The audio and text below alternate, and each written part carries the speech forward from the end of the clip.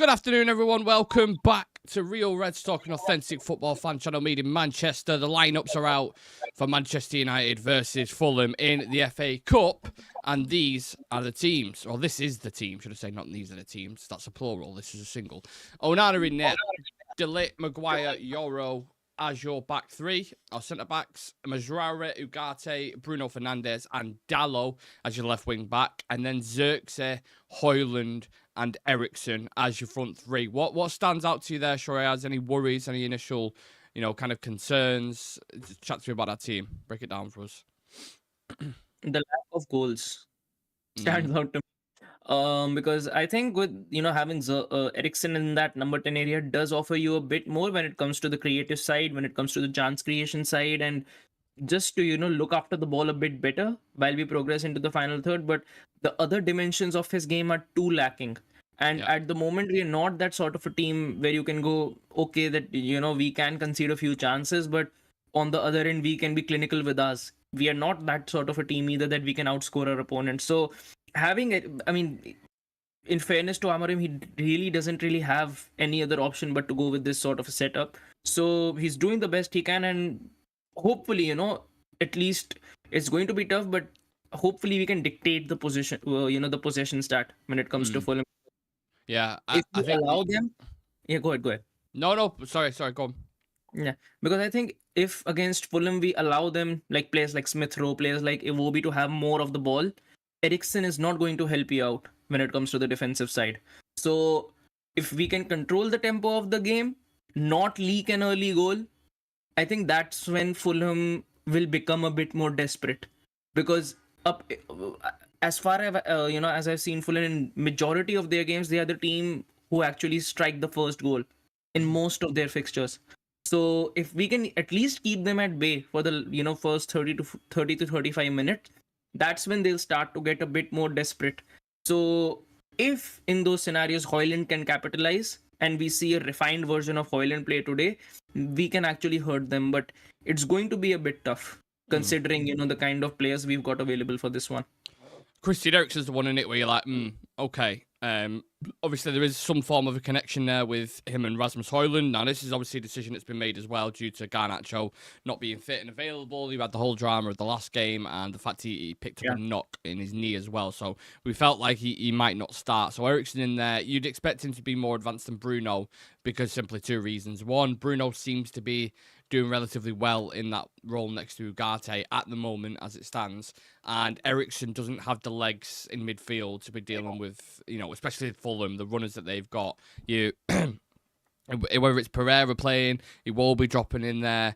Who's the Lukic, is it? The other midfielder as well. There's a bit of a kind of, a bit of an engine in the midfield. So you can see why Christian Eriksen would start further ahead. But yeah, I don't know. I'm looking at the team. It's like back to Mazraoui and Dalot at wing back. That's why we're going to struggle to create again, isn't it? Yeah, it will be. And I would say over the past few weeks, Mazraoui, at least in the in the last fixture as well, had a bit more steel in his game when he came on. So maybe he grows into that position a little more as the season actually progresses, because I think in the grand scheme of things, in the longer project, I think Mazraoui will be of extensive use, but as a right-sided centre half. I think moving forward, Mazraoui in that centre-back position alongside De Ligt and Lisandro and maybe someone else we recruit, it can be a very reliable and a very sorted defense, because Mazraoui is good with his feet technically, and when it comes to positional awareness as well, even as a center half, Mazraoui is very decent. And if you're trying to play the ball out from the back, Mazraoui can do that job quite decent. If considering we still don't have Lisandro back, he's probably the only one who can actually do that task. So I see Mazraoui having a big future, but for this season he needs to do a job for us in that wing back position. So hopefully he has another decent outing today. But apart from that as well, the three centre backs we've got out today, I think they can make do against Fulham. De Ligt has been in some very fine form in the past few weeks, and we can actually see that whenever De Ligt is not playing, the back three looks a lot more vulnerable.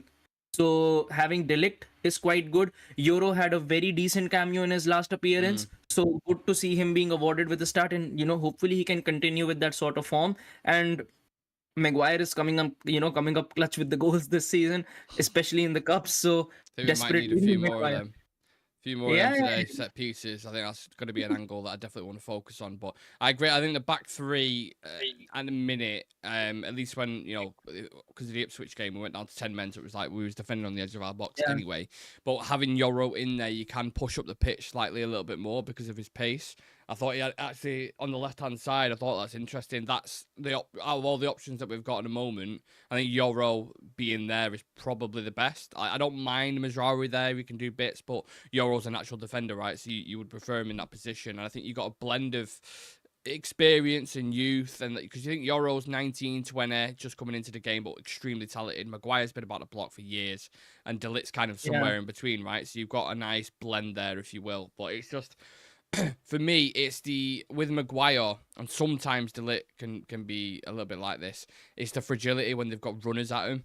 So, for example, I've not seen Fulham's team. I'm going to read it out shortly. But if they have like a Adama Traore, let's say, for example, or they have players like that, when they get in 1v1 situations, that's where I don't trust them, when they get isolated. And hopefully there isn't situations like that. But because it's at Old Trafford, the onus is going to be on us to dominate the game, to have possession, to be creating chances. And I thought you saw spells of that in the Ipswich game. yeah. And like you mentioned as well, I have the Fulham team sheet out for me. So Leno in goal, you've got Castagna on the right hand side, Calvin Bassey and Anderson in that centre back department, Anthony Robinson on the left hand side, someone you desperately need to watch out for, Yeah. Lukic and Sanderberg in that midfield. You've got Andreas Pereira, Alex Iwobi, and Traore on that right hand side with Muniz up top. So Muniz is definitely going to be causing a lot of issues to Maguire in this game.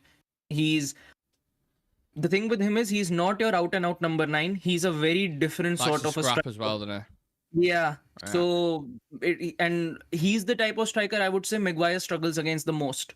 So we definitely need to keep him on lock, and Traore against Dallo is going to be a big problem, especially now that Lisandro is not playing on that side. So it's going to be very tough for Dallo today. It's genuinely going to be tough. The bodyguard of Traore, the one who keeps, to keep him away, should I say. Yeah. To be honest, hearing that team now, I don't know if everyone else feels the same in the chat, but I'm kind of like, oh, I don't know. I'm a bit worried about that because that's a lot of legs. It's a lot of strength physically. And I think they're going to run us ragged a little bit at times. And Fulham can be such a really good kind of transitional team under Marco Silva. They can punish her. Yeah. The thing is with Fulham, though, Fulham are very weird. They're a mixed bag team. Like, I've seen them put up really good performances against Liverpool, for example, at Anfield, where Robinson was just like killing them on Trent's side. And then I've seen him play games against like teams near the bottom, like your Palaces or Everton's, where they've struggled. Yeah. They're like a proper inconsistent team, so you don't know what you're going to get. And with it having kind of the added element of it being obviously a cup competition, it makes it even more kind of up in the air. I think this could end up being a bit of a stale game, like the first one. Do you remember? In the league. Yeah, look, Fulham and United has never really been a high scoring encounter for quite a lot of years now. Yeah. 1-0 always. 1-0 both the times that we faced them this season, even last year as well, not been flashy games. So I expect it to be a very crap game, but it will be just one moment of pure brilliance that gets a goal to either team, whether some Muniz pulls something out of his locker or Bruno pulls something spectacular out of his locker. So that's the only way I actually see something happening in this game, because apart from that, United are going to be defending in a low block in this game. Yeah. There's goals. There's no goals at all. They say, look at that front. If it's Eriksen, Højlund, you're like, we're going to have to defend really, really well today. Yeah, because look, as phenomenal as I would say Xerxes was in the last game, I was very impressed by his performance. The output isn't there. The problem I have with the attack is the output isn't there. As good as players can be when deployed in that number 10 or in that midfield position or a bit deeper, you need output from your attackers to actually seal games off. And when I look at that attack, Eriksen is not really your starter player anymore. And when you look at Højlund, perhaps the only one who you would still actually turn to and go, hopefully, if something happens, it's going to happen through. Yeah, because we're all waiting for his moment, right? We're all waiting for something to like, right, okay, Rasmus is back here now, and you look at it, like our centre backs, and we joked about it on the show that we did the other day. They were going to end up scoring more goals than our attackers. Genuinely, Yeah, they're all on a couple yeah. of goals, 2-3 goals. Rasmus is still on 2. I can't remember the last goal he scored. Can you? Rasmus's Genuinely. last goal, I think Rasmus's last goal came in the Europa League. Against who though? Because I can't remember him. Oh, was His it? last, it was a brace that he did in a comeback victory against Pleason. That was his last goal, and that was in December. It's felt like so long, hasn't it? Like, I feel like every game we're watching, he is fighting with centre backs. That's all he's doing, isn't it? And he looks frustrated figure. It looks like he's just running. It looks like he's in the team to just run. And I think there was a lot of talk online today from our community as well, people who interact on our socials and stuff. They wanted Cheeto to start. Would you have been brave and gone with that, or do you think it's the right decision playing Hoyland? I would have gone with Cheeto, but I still understand a bit why the manager has still picked Hoyland, because Amorim came out a few days back with some comments that we aren't really helping him. I mean, he understands that the player isn't really delivering for him up top, but apart from that as well, we aren't really creating that many chances. We aren't really providing him with any sort of support for a striker, and that's when certain things. I've been very critical of Hoyland, but from another perspective as well, I still see that even if we had Gyökeres up top for us, if we don't create chances for him, he's not going to be scoring goals for us, completely out of the blue. So I think people sometimes are a bit too focused on Rasmus Hoyland. Yeah, and too critical on Rasmus Hoyland, because I think especially in this system, you need to look at the attack as a whole. The left-sided attacking midfielder, right-sided attacking midfielder. How many progressive passes have they played into the box? How many times have they found Hoyland inside the box? The biggest problem for us is that the attack is not synchronized, the attack is not coordinated, and there is genuinely no chemistry in our attack at the moment. I do think it's a two-sided coin with that, because I think is a lot of stuff that he can improve on, like the basic fundamentals of football. First touch. There's a lot of stuff, but I also think, he's having less shots per game than Gabriel, the centre back for Arsenal. So there's obviously something wrong there as well, and that's the platform of the team. That's not having consistency. That's not having players like Dorgu, for example, who'd be available today to bomb forward, put balls into the box. There are a lot of systematic issues that affect him as well. Both can be true, I think, at the same time. Now, Andy Williams saying, "Mother of God, I hope Adama isn't against Dalot." It's gonna be. I think. Yeah, that worries me a lot. The thing is with Adama, though, he's physically obviously a specimen. Like, it looks like something out of Marvel. But when he gets into those areas, he isn't very effective. Yeah, he's very inconsistent. So, who knows? Hopefully, he has one of those days. Chivy's saying, "I think we'll scam a win today." Fingers crossed, mate. Essential Oils by Traore. On our bench, we've got Graziak, Murdoch, Lindelof, Haven, Garnacho, Obe, and Casemiro. Jesus Christ. I reckon crap first half, then when Hoyland gets subbed, we'll win. Hoyland's in there to help the defence on corners. Well, Chivy makes a joke about that, to be fair. But if we're looking for any threats today, our past 6-7 goals have all come from set pieces and from people into the box. Bruno. So I suppose you've got to play to your advantage, haven't you?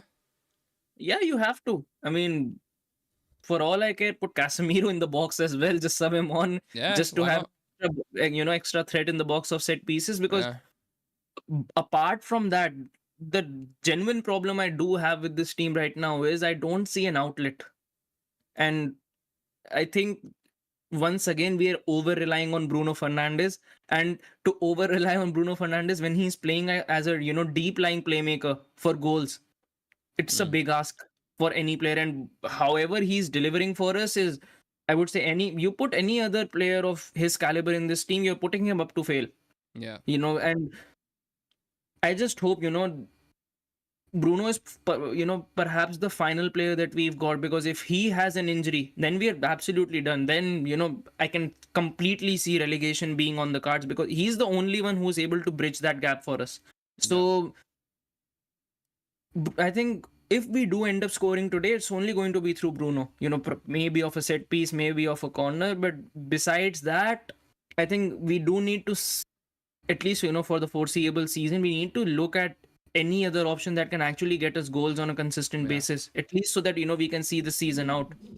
Not only that, there's no directness in that team. I look at that team and I'm like, to be honest, we probably have patterns in this game where people are like, oh, fucking hell, like possession wise, will be quite strong. Xerxes, Ericsson, Bruno, like these players, Mazraoui is quite comfortable in possession as well. I think you'll see nice patterns of play, but it's the penetrative, getting in Yeah, behind, the direct runs, the 1v1s, no Ahmad, no Garnacho. You lose that. And when you lose that, defenders get comfortable and everything's in front of them then, and they can just deal with it. They've got no one making that awkward run from right back to centre back in behind him in between splitting the lines.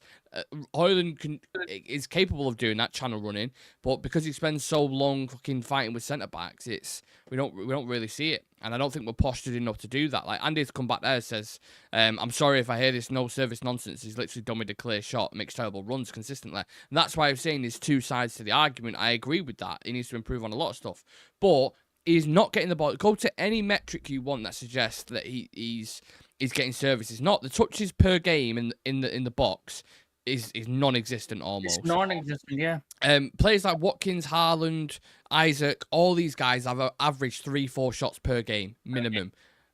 Rasmus isn't even averaging 1 shot a game.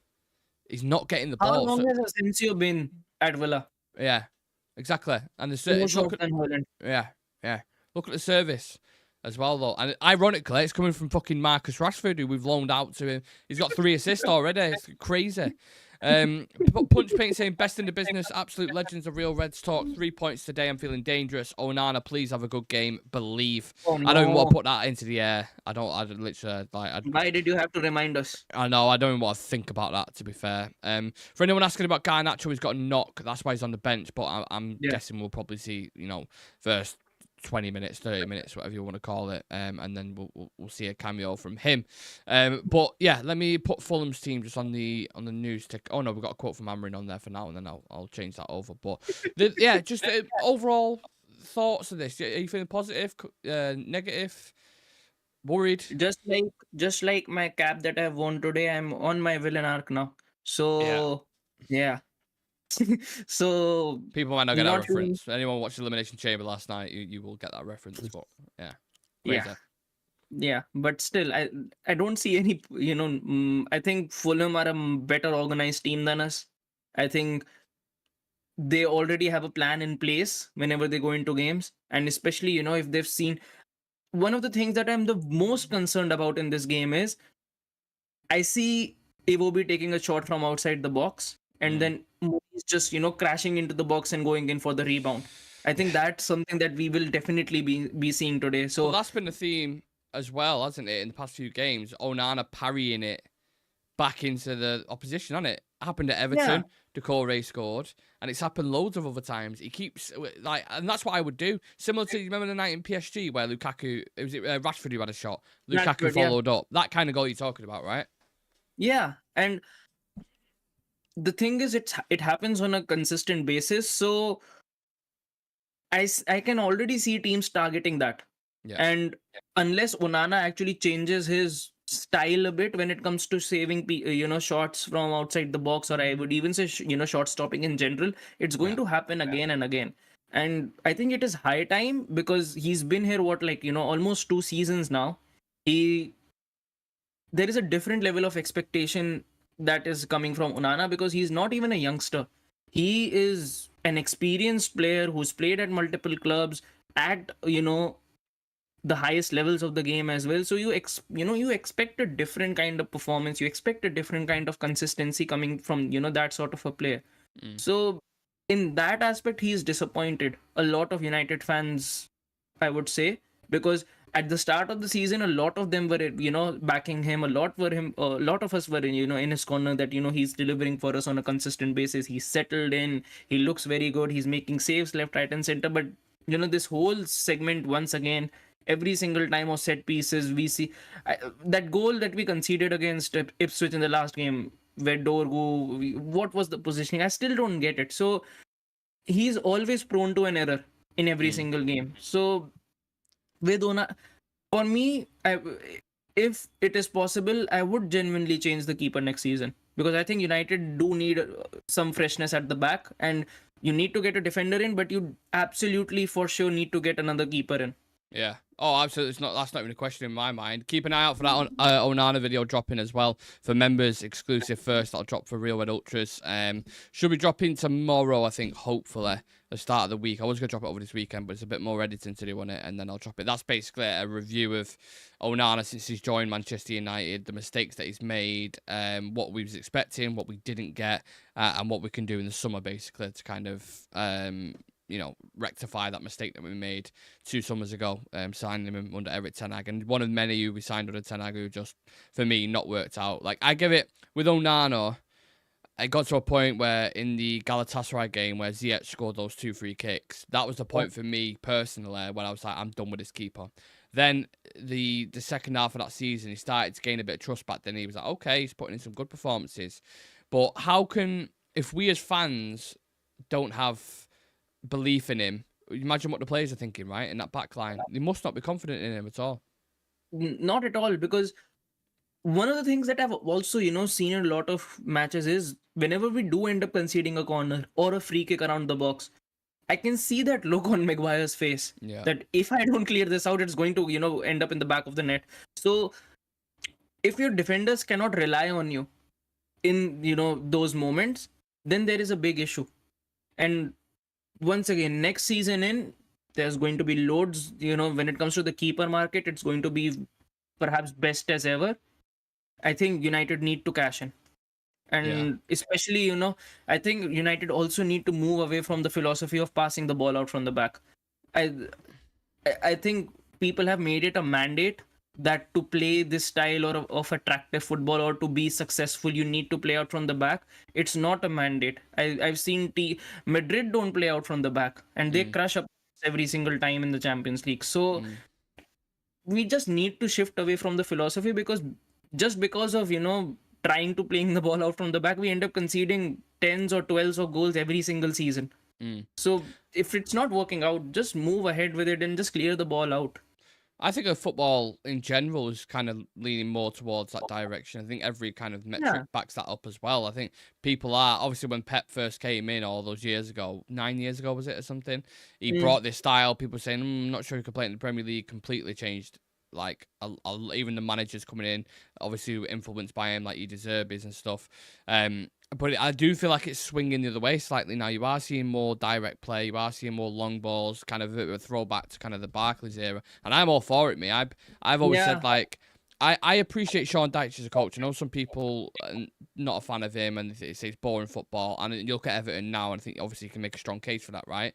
But there is something about that kind of old school go long, dramatic, last minute, throwing into the box. I don't know. As a fan, I like that kind of stuff. And if you can do it effective, look at, for example, Brentford, right? Brentford are such a direct, exciting team. They'll just straight up hit you on the transition with an Mbeumo or a Visser, or they used to go long to Ivan Toney, play it off him and score. Like, there are effective ways to do it. Nottingham Forest are high up in the table at the moment from playing that. They don't have, they have 30% possession on average per game, but they still kill teams. So it's about being effective when you have it. And that's our issue. We can't be effective when we have it because we have players like Rasmus, for example, who can't, if we have a counter-attack, we play it into him, and because his first touch is so bad, the full phase gets killed because players manage to get back then, or someone makes a wrong decision, like Garnacho, for example, when he gets into the final third and doesn't fucking square it and decides to shoot. All those little kind of nuanced things all have an effect on how we want to play. I think Amorim's system does allow the opportunity to do that, but we just haven't seen it yet because the players that we've got simply aren't good enough for me. Yeah, and I think Amorim's system, I would say, like you mentioned, Brentford as well. I think they take the robotism out of football. Yeah. Because I think wingers in general are way too programmed of just to, make a cutback or to, move into the box and then directly go for a shot. I think in Amorim's system, especially at Sporting, you could see, the type of goals we used to see earlier on in the Barclays Premier League, those long shots going in. Pape Cisse against Chelsea, goals like that. Where's the days of that gone? Yeah, and it wasn't even, that only the big teams used to score those sort of goals. You could see teams like Middlesbrough scoring that sort of goals. You could see teams like, in the bottom of Sunderland, Stoke City for that, for example. So I think that sort of dynamism needs to come back from the game and take the Absolutely. robotism out, because for me, barring a couple, all of the wingers are just way too boring now. Yeah. They sprint forward with the ball, they stop, pass the ball back. That's not what I want to see. No, I think you speak for a lot of people, to be fair. We want to see exciting, Hazard. If Hazard came Yeah. into one of these systems now, it'd be like, oh no, make sure you press efficiently, make sure you position right, don't be running at players. If you get into an area, make sure you cut it back to all these kind of things. You're like, no, just let him play. Let the boy play and fuck it, you know what I mean? Because he's obviously super talented and it goes for a lot of Yeah. players. Just a couple of quotes coming in from Ruben Amorim on Christian Eriksen, saying he's working really well and Garnacho has a knock. We cannot risk players at this moment, but because this is a cup game and it is decided today, we have Garner on the bench if we need him. On the FA Cup, we said it's a different competition, so we know this after this game is going to decide if you go to the next stage or not. So it's really important, but our focus is not just on that. Every game is important. We want to improve. Where's that quote just gone? I don't know where that's gone. On Mazraoui, he said he can play as a midfielder also. So I think nowadays when we have a lot of games, a lot of competition, to have players that can do different positions is really important. And I think he's going to improve in the future. But I think in this, you can say if you look to the season, he's one of the best players in our squad and he needs to continue. That's interesting on Mazraoui, innit? Because I don't know if he was on the show the other day when we were speaking about him. I think it was me and Sam. And we were saying, obviously, when he came in under Erik ten Hag in a back four as the fullback, he was unbelievable, wasn't he? And now you see a different system now where he don't necessarily suit wing back. What is Mazraoui's future for you, do you think? I think Mazraoui still has a big future at this club. And I think the reason for that is that he's a highly versatile player. And especially for Amorim really likes to have those sort of profiles in his team, because even during his tenure at Sporting, he signed a player called Debast, who is out and out a centre back, but moved into the center midfield area, sometimes played as a wing back. You could see it Trincao and Gonçalves. One plays as a wing back sometimes, one plays as that attacking 10 sometimes. Yep. So there is a lot of interchanging in profiles within the game, and also while they in the team sheet, just from week in and week out. And when you look at Mazraoui, if you look at it in games where you need to defend a 1 goal or a 2 goal lead, put him out as a wing back. He's going to be he's going to do an exceptional job for you to just retain possession and make defensive calls every single time you're on the counter. You can play him. You can genuinely play him as a right-sided center half week in and week out. He can do an exceptional job for you in that department. And if you need him to, I think he can even work out as a pair alongside Ugarte. Retain possession, just kill the game off. So he does have a lot of utility, and I think in every single team you need those sort of players who Absolutely. can function for you in multiple positions. And I think sometimes people don't understand the quality and the relevance of having those sort of players in your system, that whether you put him out at wing back, whether you put him out at a center back position, or in if you deploy him in midfield to do a job for you, they're not going to be liabilities for you on the pitch. They can still deliver performances for you. So I think Mazraoui has a big future at United, and he's probably one of the players who I wouldn't genuinely let go of. Yeah, he's a chameleon in that sense. You can throw him anywhere and he does adapt. He's played so many. I think so far since he's been at United, he's played right back, so he's traditional right back. He's played as the right-sided centre-half. He's played as a left-sided centre-half. He's played in midfield in certain spells. He's played at wing back. He's played as a 10 in Turkey. Like, he's almost done everything since he's come in. And he was £15 million. £15 million is crazy. That is value for you. We've already got our value, in my opinion, since we bought him, genuinely. I just worry about not long-term future, but I'm like, I think from what I saw in a back four, I think there's so much ability there that I prefer him there rather than using him as a utility player. But because of the system that we're playing, it almost feels like we're going to use him like that, like spread him out a bit, which is okay. I'm not, absolutely mad at it. But just remember the start of the season when he first came in, how much we was raving about him. He was unreal at right back. Defensive flag going forward. Now it feels like he's doing jobs. Does that make sense? Right now he is. But I think, eventually, one of the things being that we do get reinforcements in the summer when you have an out and out right wing back, when you have an out and out left wing back. And I think that's when we'll actually see him get a spell of games as a center back. And that's when you can genuinely assess him, that can he deliver for you as a starter week in and week out, because I think he can do that job. And if moving forward, I would say when everyone is fit, if I have to go in with a backline of Delict, Mazraoui and Lisandro, I think that's a decent, very decent center back partnership. And the thing with him is, he's from a tactical standpoint, he's very genuinely very, very sound. And I think if you look at the whole team as well, someone who understands a lot of systems, someone who understands where to be at what sort of time and where to be deployed and how to be maintaining your line in that defense, I think he's the only one who does that job consistently for us. So he's very crucial as a player for us. I agree. Lumen in the chat saying big up to you guys. Please do smash like on the video and subscribe to the channel. We will be live after the game, as always. Me, Sam, and Chive to discuss the match in full. I've got a feeling it's going to be a bit of a painful review. I don't know why. I'll get into score predictions and betting slips and stuff in about 10 minutes time, so make sure you get those in. Random guy saying, how's everyone? Hope everyone's in good health. I'm actually sore today. Do you know why I'm sore today, Shreyas? Why? Because I went paintballing yesterday for a stag do. Yeah, and I'm aching everywhere. I feel so old. It's like when you start getting towards 30, everything starts aching like 10 times more. So apart from that, Random, I'm in good health. I hope you're good as well, brother. Punch saying, big up, Random guy. Bench is a shambles, but it's a beautiful day. 5 outfield players. 1 is Garnacho with a knock, living on the edge, fellas. Martin Barnett says, what's the scores? Georgie Dawes. We'll give it 5 minutes and we'll get into the betting slips and what we expect to happen. Right now, in the Newcastle and Brighton game, 1-1 might be going to pens. Interesting. Has it gone to extra time? Yeah, 105 minutes in. Oh, wow, interesting. Okay. And another fact is, both of them have got a red card, so they're both playing with 10 men. Oh, who got sent off from both? Do you know? Lamptey got sent off for Brighton, and Gordon got sent off for Newcastle. Oh, I've got Gordon in my team. Because in the Sun Dream team, they do cup games as well. So you do Premier League games and they do Europa League games and cup games. So I've got Gordon in my team. So that's great. He got sent off in the 80th minute. But I've also got Isaac as well at the top, so he scored. He scored. I'll take that. Yeah. But yeah, someone mentioned United's subs before.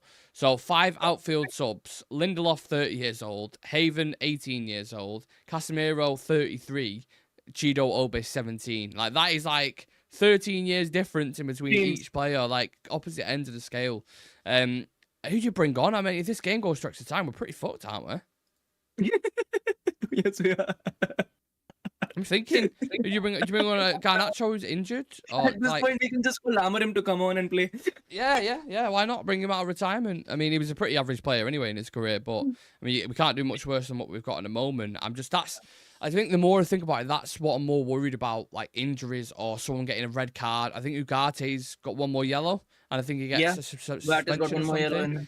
If any of our players get injured in this, which is a likelihood, because given how Fulham play, they are a very physical team. They are very combative with players like Traore and Lukic and these guys. I think if an Ugarte picks up an injury or someone like that, I think we're fucked. Oh, Bruno. Genuinely.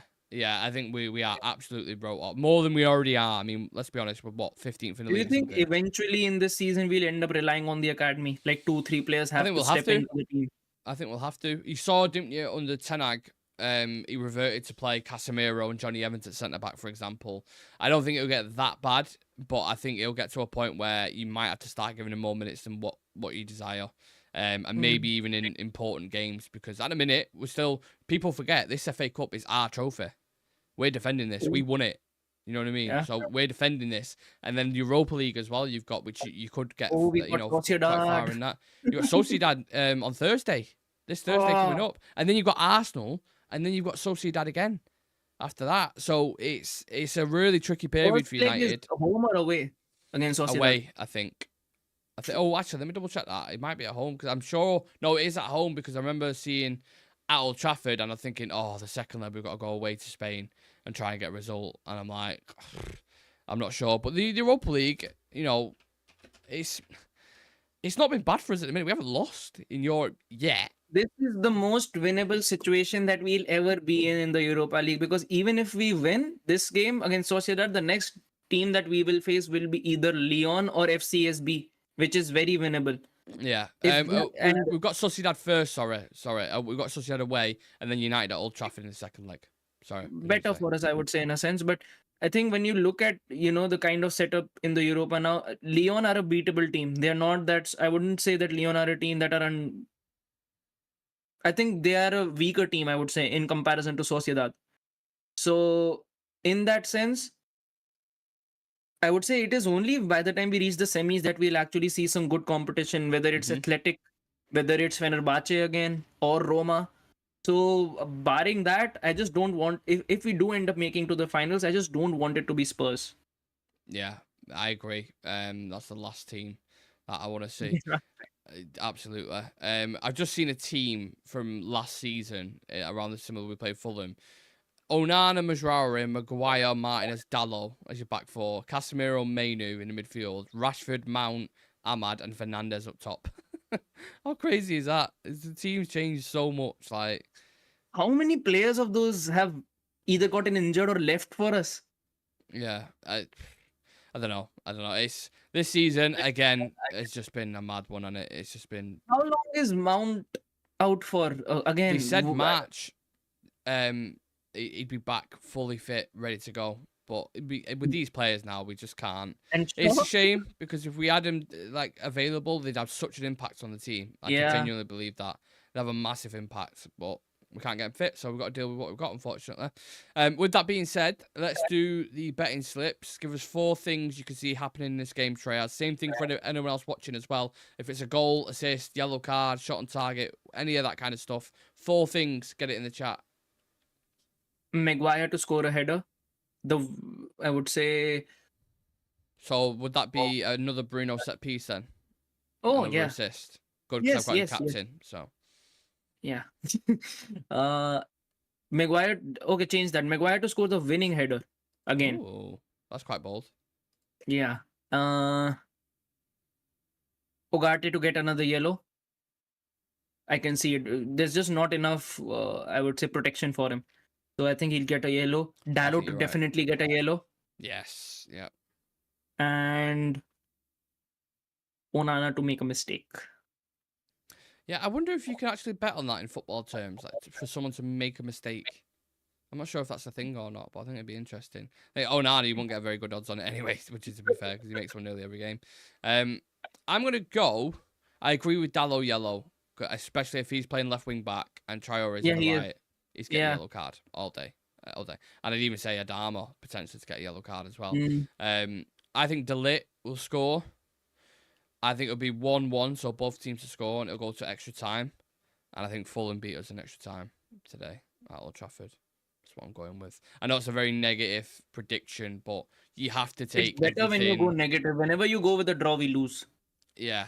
So I still think it's going to be a draw, but I mean, Chivy's in the chat saying I think we'll find a way to win today.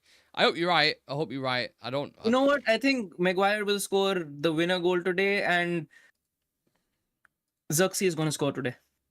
Xerxes. Yeah. Oh, it's a really tough game. I'm not gonna lie. I promise you, in the WhatsApp chat, we will be 5 minutes, 10 minutes into the game, and I'll put it's gonna be a tough day, this lads. It's gonna be a really tough day. 110%. Yeah, just Fulham as a Would you team. say is our attack better or Fulham's? Their attack's better. Their attack's got more goals. Iwobi's got 7 goals this season. Jimenez has got 9 goals this season. That's more than all of our attackers put together. Pereira's got like 3 to 4 assists. Yeah. So, Iwobi's always the one who worries me, and I don't know why. Yeah. It goes back to the days when I had Alex, Everton fan, one of the first times on the chat. And it was when Iwobi was at Everton. And I remember saying to him, is there anyone who you think could do a bit of damage in this game? Anyone who you think you could probably get a goal or an assist? He said, it's Iwobi. Every day of the week, it's Iwobi. And we all took the piss out of him. And then literally in that game, he scored and got an assist. And we was like, oh. And then since then, every time we played Everton or Fulham, since he's moved there, he's always done something against us. He's always been a problem. And because he's so athletic and he's quite intelligent, he makes runs off players that's like really tricky. And I think United struggle with that a little bit. They get stretched. So yeah, I could see that pattern literally happening within the first 5-10 minutes. So yeah, but you're going with United win today, yeah? Yeah, I think, like you said, this is our cup we are defending. And I expect us to get the job done today. I think the Mm. team, one of the things that I think is that the team has gotten a lot of confidence from that last game. You could Yeah, see, I agree with from the that. comments, you could see it from the way things have been flowing since that game. I just think the team has a lot more confidence in themselves. And maybe, honestly, I hate that Dorgu isn't playing today because I Same. think Dorgu against Robinson would have been very fun to see. Oh yeah. Like honestly, would be very fun to see. Both of them very very similar when it comes to physicality and Mm. the way they actually play on the pitch.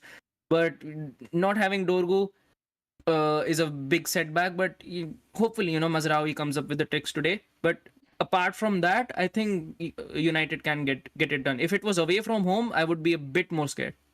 One keyword thing I'd say is isolation in today. I think you're going Yeah, to see a lot of players like Rasmus Højlund, Ericsson at times. I think they're going 100%. to swamp Bruno, us a little bit. Yeah, I really, really do. Bruno, I mean, people like to slag him off. Roy Keane was giving him shit the other day. But going into a game like today, he would be the difference. I'm telling you right now, he'll yeah, be the difference. The assist, whether it's a goal, a penalty, a free kick, something like that, Bruno will turn up with the goods. And I thought someone made, yeah. just to finish on this, I thought someone made an interesting comparison the other day. And they said, do you think Arsenal would still be in the title race if Bruno was there instead of Ødegaard? You think about 1000%. you think about the numbers that he puts up for us and the assist and the clutch If we had moments. Bruno, I would say this. Look, the thing is, you take Odegaard. I would even say right now, Saka was injured for quite some time for them in between. Mm, In that team, if you put Bruno out on the right hand side and just pinging balls up, yeah. w- The I output think, is mad, isn't it? So far. yeah. The thing is, I think Bruno was on the verge of leaving us, when last season ended. Bayern were Mm, in the running for him. A lot of clubs were in the running for him, and I still think that if you put Bruno out of United and at any other club, if you put him at Liverpool, if you put him at Arsenal, I would still say even if you put him at City right now with Haaland and Marmoush, they're going to be running away with the title yeah. because the amount of chances that he actually creates. If you've got a striker like Haaland or a striker like Marmoush on the end of those passes, Yeah. and then you've got someone like Nico Gonzalez or someone like Declan Rice alongside him, he's going to absolutely erupt. Yeah, I think 10 goals and 13 assists this season so far, double figures in both, right? For United in general, 89 goals, 79 assists. He's close to 100 goals for the club, which is, speaks volumes on it, I suppose. So, fingers crossed. If we need anyone to do the business tonight, it's Bruno Fernandes, and I've got faith in him. Yeah. But yeah, go and enjoy the game. I don't know what that is. Go and enjoy the game, everyone. We'll be live after me, Sam, Chivy, like I mentioned before. We'll be discussing it in full, so I hope to see as many of you as possible there. If you can leave a like on the video before you head off, that'd be amazing. And subscribe to the channel. Follow us on socials, bottom right-hand corner of your screen. And me and Shreyas will see you guys in the next one. Enjoy.